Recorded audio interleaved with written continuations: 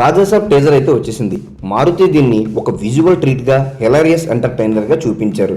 సామాన్యంగా బ్రతుకుతున్న ప్రభాస్కి ఎంతో ఆస్తి ఉన్నదని తెలియడం, సంజయ్ దత్ ఆస్తి మీద స్వార్థంగా వ్యవహరించడం, ప్రభాస్ ఆస్తి కోసం ఆ కోటలోకి వెళ్ళడం టీజర్లో అయితే చూపించారు. అయితే స్టోరీ లైన్ పాతదైన విఎఫ్ఎక్స్ అద్భుతాన్ని చేశాయి. ప్రభాస్ని యాక్షన్ ప్యాకెట్లో చూసి కొంచెం కొత్తగా చూద్దాం అనుకున్న వారికి I feast.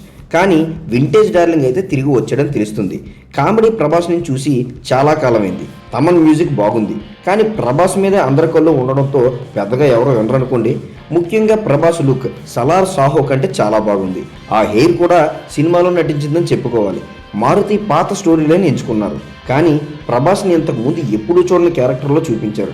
December 5th release అవ్వబోయే ఈ సినిమా ఎలా ఉంటుందో అప్పుడు రివ్యూతో కలుద్దాం. వీడియో నచ్చితే like, share, subscribe and stay tune to Telugu Tera entertainment for more Telugu news updates. Thank you.